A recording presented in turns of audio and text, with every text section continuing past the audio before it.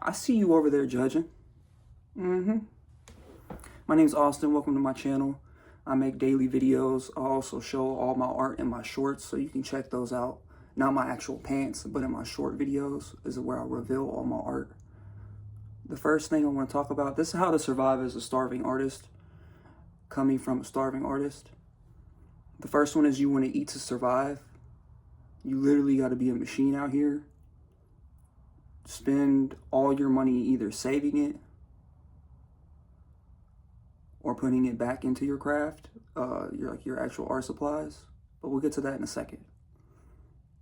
You really want to eat to survive, because I've been there, done that. Now, for a lot of people, that's a no-go.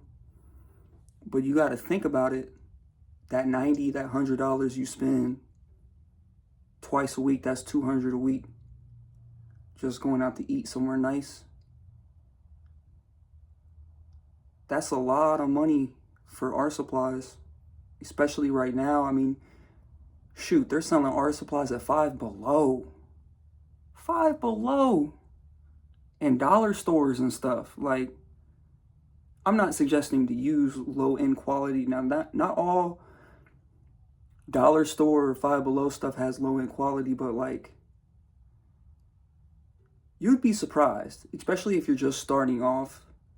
These are real valuable places to get some things, especially if you're just sketching or you're just coming up with some concept ideas. Pack of markers from Five Below ain't gonna hurt nothing. You want to save your earnings. You don't want to spend your money immediately on supplies and everything. As soon as you make your first sale or your first painting sale, or you've been doing it, but you're always going, gosh, I never had no money. You have to sit on it and use it just for bills. You make sure your overhead is good before anything else. You want to do borderline illegal pop-up events? Now hear me out. You want to go to somewhere like that's going to be real populated, real densely populated. Let it be a concert. Let it be not in the actual concert, but you want to be on the outskirts of where there's going to be tons of people. And you'd be surprised. You can get a few paintings off before you get turned around and you have to go home. So pop-up events are real huge. Like, we had the draft here, and that was just a perfect opportunity to go sell, because there's hundreds of thousands of people. So there's bound to be at least 2 or 3 that turn cheek and go, okay, how much? I know this sucks, but you're going to have to do commissions. Let it be you're a writer or whatever. You're going to have to do commission work eventually. I've been there, done that. I'm thankfully at a point now to where I don't have to rely as much on commission work. I can just make what I want, which is a blessing. Now this one's gonna be crazy, but go garage selling for all your art supplies. You wanna really go broke during the summer, so you're well supplied throughout the winter and oncoming years. I still have paint from a few summers ago, and it's still good. Because garage sales, they got that antique, just real good art supplies. Not only that, you find it for cheap. I found a whole box one time, $5, full of tubes of paint. I found a lot of oil paint that way too. You want to make your own canvases if possible. Now, it sounds intimidating kind of, but it's really not. It's just a wooden frame you have to build, and you physically can stretch the canvas yourself. It's going to take some practice, but you'll get the hang of it. It's like folding gifts, but you have to pull real tight.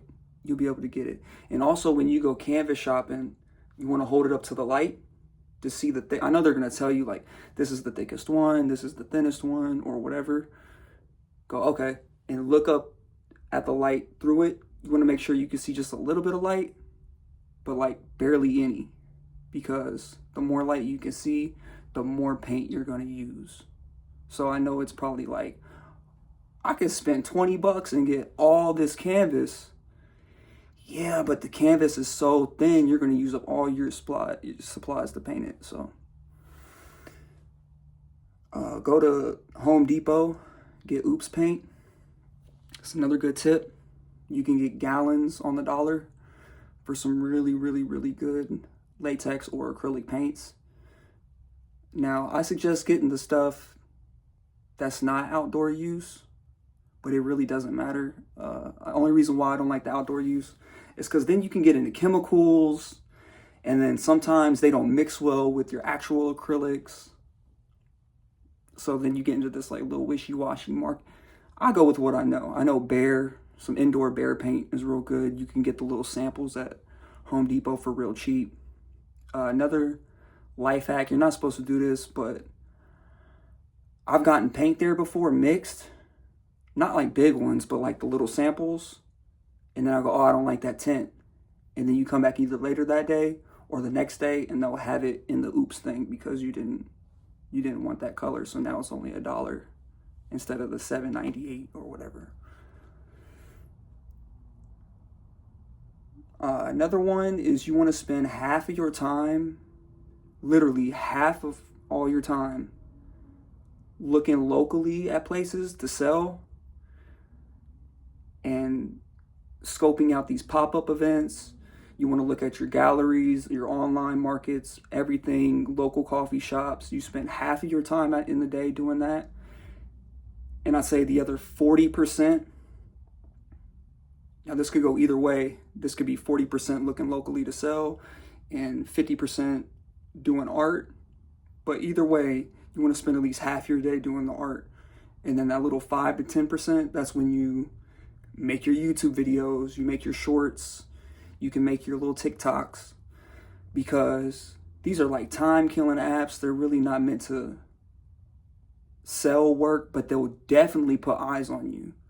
So definitely capitalize on the online market, but you want to spend a majority of your time looking locally, because as an artist, everyone wants cash. So that like cash right then, or that spontaneous buy, is way more reliable than that few thousand views you may get and maybe a bite or two on a realistic lead.